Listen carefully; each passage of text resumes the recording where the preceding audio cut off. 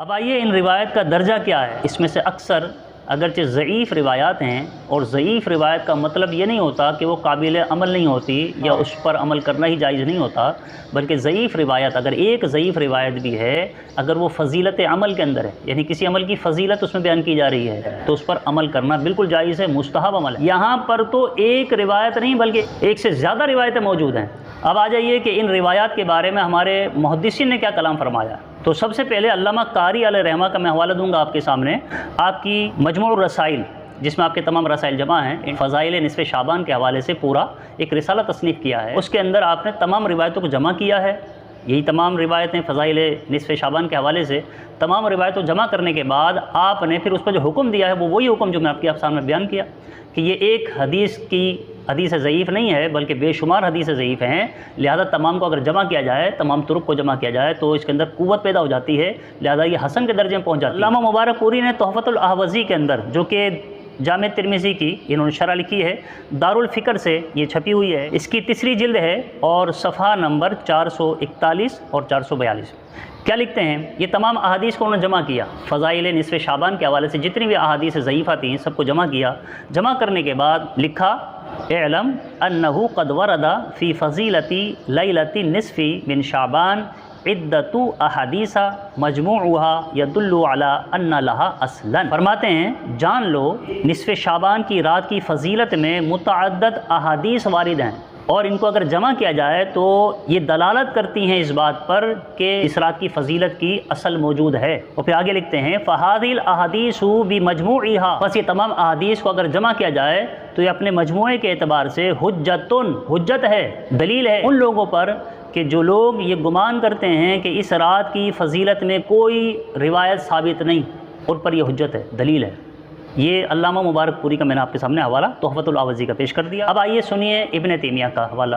ابن تیمیہ نے اپنی کتاب اقتضاء الصراط المستقیم کے اندر جلد 2 صفحہ نمبر 136 اور 137 میں کیا لکھا وہ بھی آپ سنیے۔ لکھتے ہیں کہ وَلَيْلَةُ النِّصْفِ مِنْ شَعْبَانَ قَدْ رُوِيَ فِي فَضْلِهَا مِنَ الْأَحَادِيثِ الْمَرْفُوعَةِ وَالْآثَارِ۔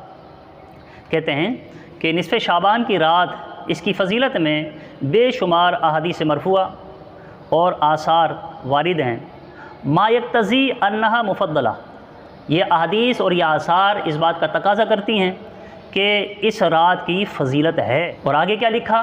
یہ جو کہتے ہیں ہمارے ہاں رات میں عبادت کرنا بدعت ہے، جمع ہو کر نفل پڑھنا یہ بدعت ہے، سنیے ابن تیمیہ کو کیا لکھتے ہیں۔ چنانچہ آپ نے آگے لکھا کہ وَإِنَّا مِنَ السَّلَفِ مَنْ كَانَ يَخُصُّهَا بِالصَّلَاةِ فِيهَا، کہ سلف صالحین کا یہ طریقہ رہا ہے کہ وہ خصوصیت کے ساتھ اس 15ویں شب کی رات میں عبادت کا اہتمام کرتے ہیں، نوافل کا اہتمام کرتے ہیں۔ اور پھر آگے لکھتے ہیں وَصَوْمُ شَهْرِ شَعْبَانَ قَدْ جَاءَتْ فِيهِ أَحَادِيثُ صَحِيحَةٌ، کہ جہاں تک تعلق ہے شعبان کے مہینے کے روزے کا تو اس میں تو بے شمار احادیث صحیحہ موجود ہیں۔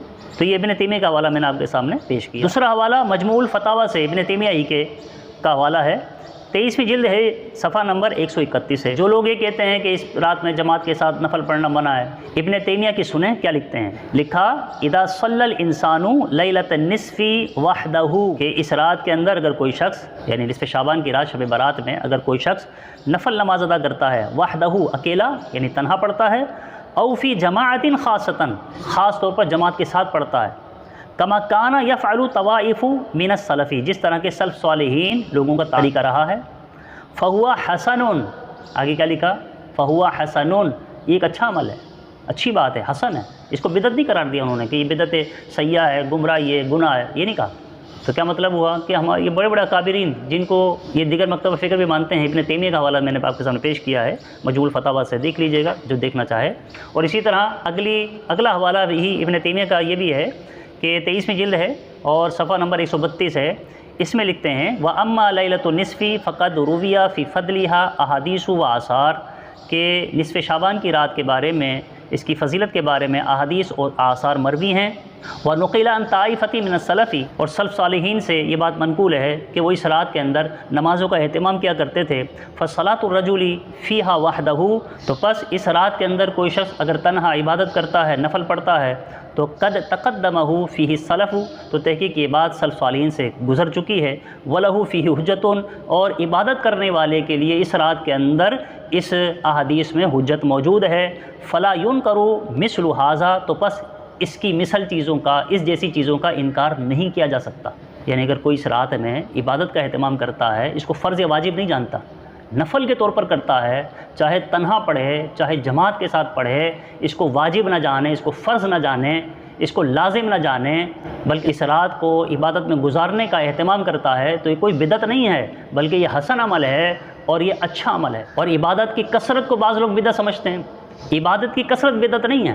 علامہ عبدالحی لکھنوی علیہ رحمہ ایک عالم شخصیت گزری ہیں، عبدالحی لکھنوی علیہ رحمہ، انہوں نے باقاعدہ ایک پورا رسالہ ترتیب دیا ہے، تصنیف کیا ہے۔ اس رسالے کے اندر اس بات کو ثابت کیا ہے کہ جو لوگ یہ کہتے ہیں کہ کثرت عبادت، یعنی رات کو کثرت سے عبادت کرتے رہنا، نوافل پوری رات پڑھنا، یا اسی طرح کثرت سے روزے رکھنا، کیونکہ بعض لوگ یہ کہتے ہیں کہ رات بھر عبادت کرنا یا کثرت سے روزے رکھنا یہ بدعت ہے، تو انہوں نے اس رسالے کے اندر اس بات کو دلائل سے ثابت کیا ہے اور صحابہ کرام کے حوالے نقل کیے ہیں کہ کثرت عبادت یہ بدعت نہیں ہے، یہ ناجائز نہیں ہے، بلکہ صحابہ سے یہ ثابت ہے۔ تابعین کا انہوں نے حوالہ دیا، یعنی صحابہ، تابعین اور دیگر بڑے بڑے اکابرین کا انہوں نے حوالہ دیا، تو یہ حوالہ جات تمام موجود ہیں۔ اللہ رب العالمین سے دعا ہے کہ اللہ تعالی ہمیں اس رات کے اندر عبادت کا اہتمام کرنے کی توفیق عطا فرمائے۔